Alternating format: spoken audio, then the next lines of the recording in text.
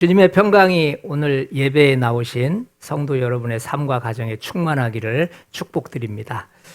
여러분, 사람의 기억력이라는 것이 참 묘해요. 어떤 사람은 평생 서운한 것만 기억하며 삽니다. 30년 전에 남편이 퇴근길에 붕어빵 하나 안 사온 걸 가지고 지금까지도 기억하고 있는 그런 아내가 있습니다. 반면 어떤 분은 고생을 밥 먹듯이 했는데도 그때 참 좋았지. 그때가 정말 은혜로웠어. 라고 말하는 사람도 있습니다. 우스갯소리로요. 나이가 들면 여러분 4가지 증상이 찾아온대요. 내가 이런 증상이 있으면 꼭 나이 들었다는 걸 인정하시기를 바랍니다. 첫 번째는요. 했던 말을 또 해요. 내가 이 얘기를 했나? 근데 또 해요. 둘째는 방금 한 말을 잃어버립니다. 그러면 내가 나이가 들었구나. 그리고 세 번째는요. 옛날 일이 선명해요. 30년 전에 남편이 퇴근길에 붕어빵 안 사온 것은 지금까지 기억하는데 어제 저녁 메뉴는 기억이 안 나요. 그리고 네 번째는 휴대폰을 자꾸 찾습니다. 어디 갔지? 어디 갔지? 어디 있기는요 손에 있는데. 여러분 더 심각한 건 기분 나빴던 것들만 기억하는 분들이 있다는 거예요. 내가 그때 그 사건 때문에, 내가 그때 그 인간 때문에, 내가 그때 그 일만 없었다면 이런 이야기들을 1박 2일도 좋고 계속 하게 돼요. 그런데 오늘 본문에 등장하는 노 지도자인 모세는 조금 다릅니다. 그는 지금 자기 인생의 가장 어두웠던 터널, 이 광야의 40년을 회고하고 있는 시간인데요. 본문은 모세가 가나안 입성을 앞둔 이스라엘 2세대들에게 전하는 고별 설교의 핵심입니다. 신명기서 8장 1절부터 6절의 부분을 보면은 모세는 지난 40년의 광야 생활을 몇 귀절로 딱 요약해 놓고 있어요. 하나님이 광야에서 어떻게 우리를 인도하셨느냐, 광야에서 어떤 훈련을 시키셨느냐, 그리고 그 결과 무엇이었는지 그것에 대해서 설명합니다. 그런데 여기서 우리는 심각한 의문을 가져야 돼요. 우리가 아는 광야 40년은 어떤 시간이었죠? 그것은 사실상 실패의 역사이자 흑역사의 연속이었습니다. 광야 40년은 출애굽 1세대가 불신앙으로 광야에서 몰살당한 가슴 아픈 추억이 있는 시간이에요. 어떤 때는 금송아지를 만들었지요. 또 어느 날인가는 고라가 갑자기 반역을 일으켰지요. 또 어떤 날은 먹을 것이 없다고 불평하면서 이렇게 사느니 차라리 애굽으로 돌아가자라고 울부짖었던 시간들도 많았어요. 모세 자신도 그들의 원망 때문에 혈기 부리다가 결국 가나안 땅에 들어가지 못하게 된 개인적으로도 매우 가슴 아프고 한맺힌 시간이 광야 40년이었어요. 근데 모세는 이 끔찍한 40년을 회고하면서 2절에 보니까 네, 하나님 여호와께서 이 40년 동안에 내게 광야 길을 걷게 하신 것을 기억하라. 이는 너를 낮추시며 너를 시험하사 내 마음이 어떠한지 그 명령을 지키는지 지키지 않는지 알려 하심이라. 하나님이 너를 낮추시며 시험하사 너의 마음이 어떠한지 알게 하려 하심이라. 그러니까 모세는 깜깜했던 광야의 흑역사를 하나님께서 아주 세밀하게 우리를 인도해 가셨다라고 표현해요. 죽음의 골짜기였던 이 광야를 왜 은혜의 장소였다고 말하는 걸까요? 지금 이 설교가 선포되는 장소는 모압 평지입니다. 요단강만 건너면 바로 약속의 땅이에요. 그러나 정작 이 설교를 하고 있는 모세는 들어가지 못합니다. 40년 전 가데스 바네아에서 정탐꾼들의 보고를 듣고 통곡하면서 하나님을 원망했던 이스라엘의 1세대는 이미 광야의 모래 속에 다 묻혀버렸습니다. 지금 모세 앞에 서 있는 이들은 광야에서 태어났다거나 혹은 당시 어린아이였던 2세대들입니다. 모세는 이제 죽음을 앞에 두고 자신의 인생과 이 민족의 역사를 정리하는 엄중한 시점에서 오늘 본문 이야기를 하는 거예요. 광야 40년의 직접적인 원인은 불순종이었습니다. 민수기 14장에서 그들은 하나님의 능력을 불신했어요. 그리고 그 결과 얻은 것은 40년 동안 방황하는 모래바람과 함께 싸우는 광야였습니다. 현상은 처참했어요. 매일 아침 눈을 뜨면 보이는 것은 끝없는 모래바람 뿐이었을 거예요. 어제 죽은 이웃의 장례를 치르고 오늘 또 이동해야 돼요. 피로와 피로가 계속해서 있었을 거예요. 여러분, 60만 명이 광야에서 죽었습니다. 더 쉽게 말합니다. 매일 장례식을 치르고 매일 움직여야 되고 매일 통곡 소리가 있고 매일 모래바람과 싸워야 했던 바로 그 시간이에요. 소망이 보이지 않아요. 오직 생존만이 목적이 된 지옥 같은 일상이 40년 동안 지속된 거예요. 이 고통의 본질은 단순한 피곤함이 아니고 인생 허무함이었을 거예요. 약속의 땅을 눈앞에 두고도 현실은 앞으로 나아가지 못한 채 40년 동안 제자리에서 빙빙 도는 삶을 그들은 살았던 거예요. 여러분, 이게 육체가 무너지는 소리겠어요? 육체가 무너지기도 전에 이미 정신력이 꺾여버리는 겁니다. 겉으로는 타는 갈증, 전갈의 위협, 뼛속까지 파고드는 추위가 그들을 괴롭혔어요. 그런데 진짜 무서운 것은 환경이 아니라 마음이 망가지는 거예요. 우리는 결국 여기서 죽는구나. 하나님이 이런 식으로 우리를 버리셨구나. 차라리 노예로 애굽에서 살았다면 이거보단 낫지 않겠느냐. 여러분, 이 말이 단순한 불평으로 들리십니까? 아닙니다. 이건 미래를 포기한 사람 입에서 나오는 말이에요. 기대가 꺾이면 믿음이 흔들리고 믿음이 흔들리면 해석이 바뀌어버립니다. 광야는 더 이상 훈련의 자리가 아니라 나의 가능성을 죽이는 장소로 느껴졌을 거예요. 그렇게 패배주의가 마음을 잠식하고 영혼은 조금씩 말라가고 공동체는 서로 탓하면서 하나 둘씩 무너져 내려가기 시작해요.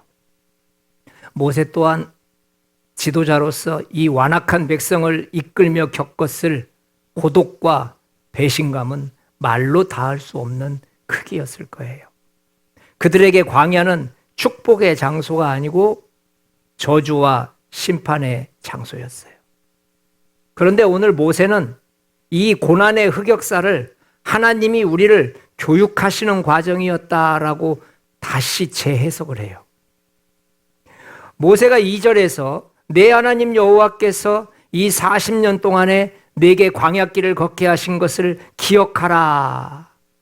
여기서 중요한 말은 기억하라라는 거예요. 다시 말해 기억하지 못한다면 이 시험은 의미가 없다는 거예요. 여러분, 이 기억하라라고 하는 단어는요, 헌신의 단어입니다. 고통의 현상만을 기억하는 것이 아니라 그 배후에 계신 하나님을 기억하기로 결단하라는 거예요. 모세는 백성들에게 과거의 원망을 멈추고 하나님의 의도를 읽어내는 영적인 통찰력을 가질 것을 촉구하고 있는 거예요. 하나님은 어떤 심정으로 40년 동안 광야에서 이들을 이끌었을까요? 하나님의 심정이 나와 있습니다. 우리 5절 말씀 부탁드리겠습니다. 너는 사람이 그 아들을 징계함 같이 내 하나님 여호와께서 너를 징계하시는 줄 마음에 생각하고. 하나님은 심판자가 아니라 아버지의 심정으로 그들을 대하셨다는 거죠. 하나님의 속성은 거룩하시고 동시에 자비로우십니다. 그래서 그들을 죽이려 하신 것이 아니라 살리려 하신 거예요. 하나님의 방법은 3절에 보니까 3가지예요. 너를 낮추시며 너를 줄이게 하시며 또 너도 알지 못하며 내 조상들도 알지 못하던 만나를 내게 먹이신 것은, 그랬어요. 하나님께서 광야에서 사용하신 3가지 방법은요, 첫 번째가 낮추심이었어요. 한없이 낮춰지는 거예요. 사람이 낮아지면 뭐가 만들어지는지 아세요? 교만이 꺾어지는 소리가 들립니다. 교만과 낮아짐은 완벽하게 반비례 관계예요. 교만한 사람은 절대 낮아지지 않습니다. 그런데 아무리 대단한 사람도 발바닥 밑에까지 낮춰주는 순간 교만이 꺾입니다. 무릎이 꿇을 수 없고 누구에게도 아쉬운 소리를 하지 않았던 사람이 낮추어지는 순간 그 사람이 무릎을 꿇고 미안하다고 말을 합니다. 하나님이 이스라엘 백성들을 훈련시키시는 첫 번째 방법은 낮추심이었어요. 여러분과 제가 낮아지는 그 시간이 하나님이 우리를 이끌고 계시는 시간인 것을 믿으시기 바랍니다. 이렇게 아멘이 작으면 믿을 수 있는 겁니까? 여러분, 하나님이 우리를 낮추실 때 바로 그때가 하나님이 나와 함께 하신다는 증거라는 걸 믿으시기 바랍니다. 둘째는 줄이게 하셨어요. 완전히 배고프게 해요. 완전히. 차를 타고 싶어도 차 탈 만한 돈이 없어요. 차비가 없다고. 카드를 쓰면 되죠. 차 탈 만한 돈이 없는 사람이 카드가 살아있겠습니까? 그리고 세 번째가 만나를 먹이셨어요. 하나님께서 줄이게 하시는 것을 통해서 인간의 한계, 너는 여기까지야 라는 걸 느끼게 해주세요. 그리고 만나를 먹이심으로 인해서 사람이 떡으로만 사는 것이 아니고 여호와의 입에서 나오는 말씀으로 사는 것이라는 걸 가르쳐 주시는 거예요.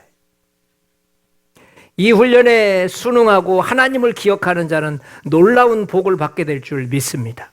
우리 4절 한번 말씀 읽어보겠습니다. 이 40년 동안에 내 의복이 헤어지지 아니하였고 내 말이 부르트지 아니하였느니라. 이 40년 동안에 의복이 헤어지지 아니하였고 발이 부르트지 아니하였느니라. 육신적인 보호를 계속해 주셨다는 걸 말하는 거예요. 또한 하나님을 기억하면 어떤 환경에서도 흔들리지 않는 말씀의 확신을 얻게 됩니다. 영적으로는 하나님을 경외하고 그의 길을 걷는 거룩한 백성으로 빚어지는 복을 받게 될 줄 믿습니다. 여러분 6절의 말씀 우리 한번 6절 부탁합니다. 내 하나님 여호와의 명령을 지켜 그의 길을 따라가며 그를 경외할지니라. 하나님 백성으로 빚어지는 거예요. 그 40년 광야 기간을 통해서 말해요. 흑역사가 축복의 간증으로 바뀌는 순간인 줄 믿습니다. 오늘 우리도 각자의 광야를 지나고 있습니다. 경제적인 광야, 질병의 광야, 관계성이 깨어지는 광야, 내 뜻대로 되는 것은 하나도 없는 그런 광야를 지금 지나가고 있어요. 여러분들에게 나의 광야는 어떻게 회상이 되십니까? 내 인생은 재수가 없어. 부모를 잘못 만나서 그런 거야. 시대를 잘못하고 태어났지. 그래서 내 인생이 이 모양이야. 하면서 계속해서 흑역사만 나열하고 있지는 않습니까? 성도 여러분 기억하십시오. 성도에게 우연한 고난은 없습니다.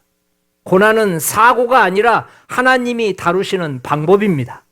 신명기 8장 3절에서 분명히 그렇게 말했지 않습니까? 하나님은 당신의 백성을 낮추셨습니다. 하나님은 당신의 백성의 교만을 꺾으셨습니다. 그리고 하나님은 줄이게 하셨습니다. 인간이 스스로 버티는 존재가 아니라는 한계를 뼛속까지 느끼게 해주시는 거예요. 그리고 하나님은 만나를 먹이셨습니다. 왜 그렇습니까? 사람은 떡으로만 사는 게 아니다. 하나님의 모든 말씀으로 사는 존재라는 것을 몸으로 배우게 하시는 거예요. 그러니 성도는 고난 앞에서 이렇게 자기 자신을 정리할 수 있어야 합니다.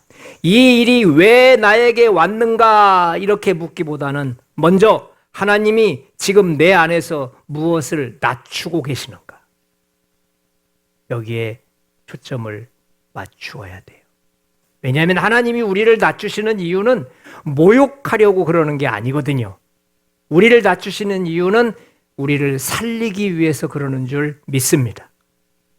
교만은 하나님을 필요 없게 만들고 교만은 감사와 순종을 끊어버립니다. 그래서 하나님은 사랑하시는 자를 낮추셔서 다시 하나님을 필요로 느끼게 하십니다. 하나님의 목적은 간단합니다. 우리의 교만을 꺾으셔서 어떤 환경 속에서도 나는 하나님이 필요해, 이 고백을 하도록 만들어 버리십니다. 여러분, 하나님이 줄이게 하시는 이유는 하나님이 잔인해서가 아닙니다. 의지의 대상을 바꾸도록 하시기 위해서예요. 배가 부르면 사람은 자기 힘을 신뢰합니다. 그러나 줄이고 배고프면 인간의 바닥을 드러냅니다. 내가 할 수 있다는 생각이 무너지기 시작하면서 비로소 하나님만이 하신다는 생각이 세워지기 시작합니다. 하나님은 줄이게 하심으로써 우리가 붙잡고 있었던 가짜 확신을 끊어버리십니다. 그래서 무너져 내린 자신감, 바로 그 자리에서 믿음이 싹트기 시작합니다. 무너져 내린 자신감, 거기서부터 믿음은 시작됩니다. 하나님은 반드시 만나를 주십니다. 우리를 낮추고 내팽개치시는 분이 아닙니다. 하나님은 줄이게 하시기만 하는 분도 아닙니다. 하나님은 때때로 먹이시는 분입니다. 다만 그 공급이 내가 아는 방식이 아닐 뿐입니다. 3절에 아주 중요한 말씀이 나와요. 너도 알지 못하며 내 조상들도 알지 못하던 만나. 그러니까 그 당시 1세대 부모 세대들이 하늘에서 내리는 만나에 대해서 한 번도 생각하지 못했다는 거예요. 여러분과 제가 내가 아는 방식으로 무엇인가 공급되기를 원하기 때문에 우리는 받은 것이 아무것도 없습니다. 그런데 내가 받고 있는 것을 중심으로 해석하면 우리는 모든 것을 다 받았습니다. 하나님은 우리를 몰아붙여서 절망시키시려는 것이 아니고 새로운 방식의 공급을 통해서 말씀으로 살아가는 삶을 배우게 하시는 줄 믿습니다. 말씀은 창조의 역사가 있습니다. 그 말은 말씀대로 산다는 이야기는 내 방식과 내 계획대로는 진행되지 않을 거라는 뜻이에요. 만약에 여러분과 제가 하나님이 주시는 방식대로 나를 맡기기 시작한다면 우리는 안 받은 것이 없고요. 못 받은 것이 없고요. 할렐루야. 동의가 좀 적으시군요. 여러분, 고난 중에 진짜 능력은 물질이나 통장에 있는 게 아니에요. 진짜 생명은 상황이 아니라 그 상황에서 내가 말씀을 붙들 수 있느냐예요. 그래서 하나님은 고난 속에서 우리를 말씀으로 끌고 오십니다. 광야는 말씀 앞에 선 나의 모습이에요. 그리고 광야는 오직 말씀만이 통하는 곳이에요. 세상의 규칙, 세상의 룰, 세상의 방식이 전혀 통하지 않는 곳이 광야예요. 오직 광야는 말씀만 통하는 곳이에요. 그래서 이 광야는 여러분과 저에게 축복의 장소라고 하는 거예요. 40년의 방황이 실패처럼 보여도 하나님은 그 시간을 통해서 나의 교만을 깎고 계셨음을 인정하시기를 바랍니다. 그 시간은 내가 길을 못 찾아서 생긴 공백 기간이 아니고 하나님이 나를 말씀으로 빚어내시는 시간이었습니다. 하나님은 돌아가게 하시면서도 동시에 나의 내면을 정리정돈해 주십니다. 하나님은 나를 낮추시면서 동시에 나의 뿌리를 바로 세워 주십니다. 바로 여기에 헌신이라는 단어를 써야 돼요. 헌신은 거창한 결단을 말하는 게 아니에요. 하나님, 더 열심히 살겠습니다. 더 열심히 믿음 갖겠습니다. 이런 의지적인 결단을 헌신이라고 말하면 안 돼요. 헌신은 한마디로 내 고난의 해석을 하나님께 드리겠습니다. 이걸 헌신해야 돼요. 이해하셨습니까? 이렇게 살겠습니다가 헌신이 아니고 나의 삶 속에서 일어나고 있는 모든 문제의 해석을 내가 내 멋대로 하지 않고 하나님의 방식에 모든 주도권을 넘겨드리겠습니다. 이걸 헌신하시라고요. 내가 고난을 저주로 해석할 권리가 나에게는 없습니다. 내가 고난을 실패로 규정할 권리가 나에게는 없습니다. 하나님께 이렇게 맡기는 겁니다. 주님, 이 고난은 주님이 낮추시는 자리입니다. 이 고난은 주님이 나의 한계를 알게 하시는 자리입니다. 이 고난은 주님이 나를 먹이시는 만나를 만나게 해주시는 장소입니다. 내가 떡으로만 사는 사람이 아니고 하나님의 말씀으로 사는 사람인 것을 배우는 고난입니다. 이 고백이 진정한 헌신의 고백이 아닐까요? 고난의 의미를 내가 쥐고 흔드는 것이 아니라 하나님께 드리는 겁니다. 고난 앞에서 하나님을 심판하시는 자리가 아니라 하나님께 배우는 자리로 내려가라는 말이에요. 우리들은 자꾸만 고난의 끝 언덕거리에서 우리도 모르게 하나님을 심판하는 자리에 갑니다. 그러나 하나님이 원하시는 것은 그 고난 중에서 내가 어떤 하나님인가를 심판하지 말고 내가 너에게 주기를 원하는 걸 배우라는 거예요. 그래서 광야는 학교입니다.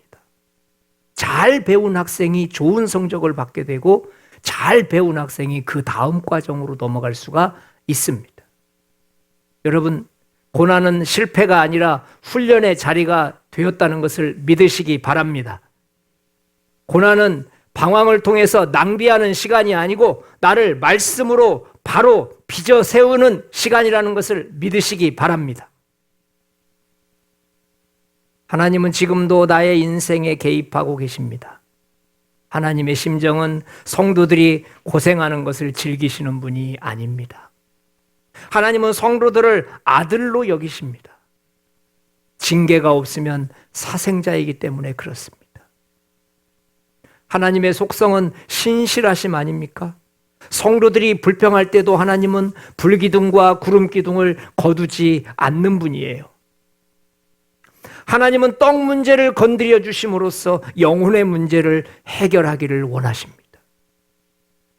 광야에서 만나를 주신 방법으로 오늘도 여러분의 필요를 채우시며 오직 주님만 바라보게 하시는 광야를 축복으로 인정하시기를 축원드립니다.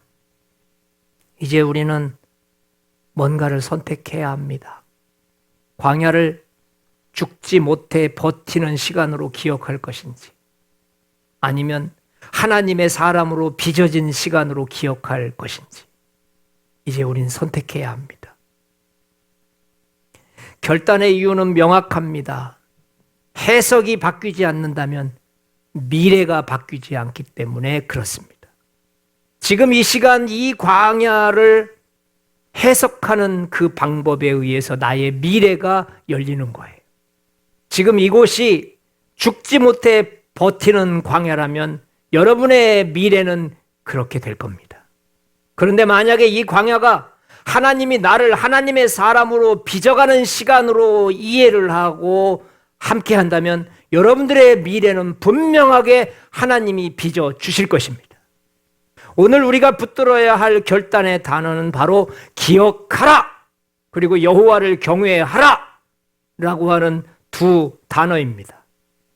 여러분, 결단을 내릴 때 광야는 더 이상 수치가 아니라 자랑스러운 훈장이 되시기를 축원드립니다. 광야에서는 왜를 묻지 말고 무엇을 배울 것인지를 물으셔야 돼요. 하나님, 왜 이런 일이 나에게? 하나님, 왜 하필 나입니까? 이런 질문을 멈추셔야 합니다.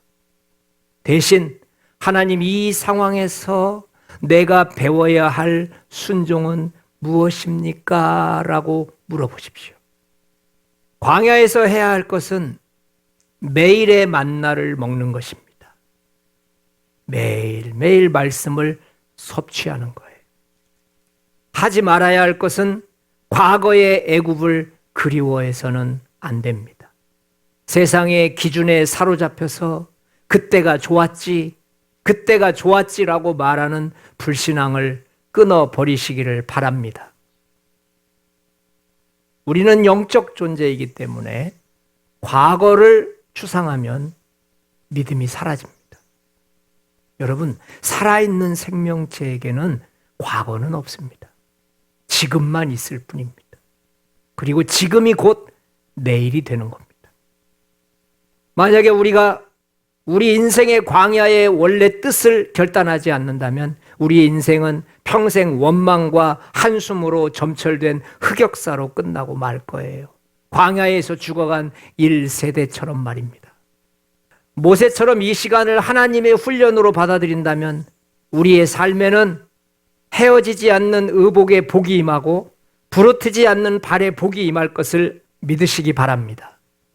하나님께서 여러분의 보폭을 조절하시고 여러분의 삶의 터전을 확장시키실 것을 믿으시기 바랍니다. 세상이 줄 수 없는 평안함을 주실 것입니다. 꼭 필요한 그때 필요한 것을 공급해 주실 것입니다. 그리고 때가 되면 가나안의 축복을 소유하는 주인공이 되도록 해 주실 것입니다. 우리 이번 주에 한번 이렇게 살아보면 어떨까요?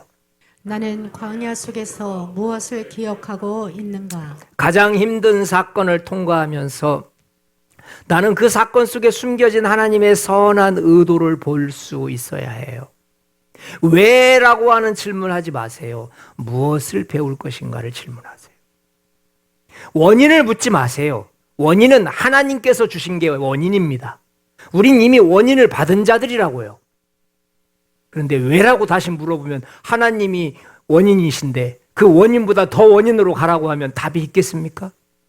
하나님이 그 원인이 되셔서 그것을 주신 건데 왜 이런 게 나에게 임했습니까? 이러면 하나님은 뭐라고 대답하실까요? 여러분, 광야 속에서 질문해야 될 것은 무엇을 순종할 것인가? 무엇을 깎아내릴 것인가? 나의 교만함을 어떤 식으로 해결할 것인가를 물어보는 여러분 되시기를 축원드립니다. 두 번째입니다. 나는 광야 속에서 은혜로운 간증거리가 있는가? 광야의 생활 속에서 지금까지 헤어지지 않은 옷, 부르트지 않은 발처럼 나를 지켜주신 분명한 간증거리가 있어야 돼요. 여러분, 간증거리 없는 광야는 아무 의미가 없습니다. 광야는 반드시 모든 백성들이 통과해야 될 과정이기 때문에 하나님의 백성이라면 누구든지 광야를 통과할 때마다 하나님의 은혜의 간증을 가지고 있습니다. 만약에 가지고 있지 않다면 여러분과 제가 교만한 것입니다. 왜냐? 하나님의 말씀의 뜻은 마음을 높일 때는 들리지 않아요. 왜 하나님이 자꾸 우리를 꺾으시려고 하시겠어요? 우리에게 자존심 꺾게 해서 무슨 하나님께 도움이 된다고? 하나님이 광야 생활에서 우리를 자꾸 꺾으시는 이유는 딱 하나예요. 겸손해지지 않으면 말씀이 들리지 않아요. 겸손해지지 않으면 말씀을 해석할 수 있는 힘이 없어요. 40년 동안 헤어지지 않는 옷을 주셨다. 부르트지 않는 발을 주셨다. 여러분, 이게 육신적으로 말이 되는 소리입니까? 40년 동안 옷 몇 벌로 사는 거라고요. 근데 어떻게 헤어지지 않는 옷을 줍니까? 이게 영적인 단어입니다, 여러분. 부르트지 않는 발을 주시겠대요. 40년 동안 요즘처럼 좋은 신발이 있었겠습니까? 40년 동안 밤낮으로 걸어다니는 그 신발이 무슨 힘이 있겠어요? 그런데도 불구하고 부르트지 않는 발이라고 말해요. 여러분, 이건 전부가 다 은혜를 이야기하는 거예요. 할렐루야. 헤어지지 않는 옷이라고 하는 것은 네가 입고 있는 옷은 좋은 것이냐 나쁜 것이냐를 묻지 말고 하나님께로부터 온 옷이라는 거예요. 네가 신고 있는 이 신발은 왜 이렇게 빨리 닳아요? 이것이 중요한 것이 아니고 그 신발을 하나님이 주셨다는 것을 잊지 말라는 거예요. 그래서 광야 속에서 은혜로운 간증거리가 있어야 돼요. 세 번째 한번 같이 읽고 우리 기도하도록 하지요. 나는 광야 속에서 영혼의 양식을 먹고 있는가? 여러분, 내 뜻대로 되지 않는다고 해서 불평만 할 수는 없어요. 우리가 세상 사람들이라면 불평해도 됩니다. 만사 제껴놓고 다 포기해도 됩니다. 그런데 세상 사람들이 당하는 광야와 하나님의 백성들이 당하는 광야는 질적으로 다른 거예요. 왜냐? 이 광야는 영혼의 양식이 있는 광야 생활이에요. 다시 말해, 우리를 광야로 내팽개쳐 놓고 말씀을 끊어버리는 하나님이 아니시라고요. 이 광야 가운데 가장 풍성한 것이 하나님의 말씀임을 믿으시기 바랍니다. 그런데 그 풍성한 홍수와 같은 말씀을 다 잃어버리고 원망만 하고 있고 불평만 하고 있고 왜 나에게 이런 일이 생겼냐고, 이 광야는 언제 끝나는 거냐고 이렇게 해버린다면 말씀은 언제 구할 겁니까? 사랑하는 성도 여러분, 광야 40년은 버려진 시간이 아니라 하나님 백성으로 만들어지는 시간이었습니다. 여러분의 흑역사를 하나님의 은혜로 덮어내셔야만 합니다. 그래서 마침내 약속의 땅을 밟는 저와 여러분이 승리자가 되시기를 주님의 이름으로 축복드립니다. 같이 좀 불러주세요. 선한 목자 되신 나의 주님을 찬양합니다.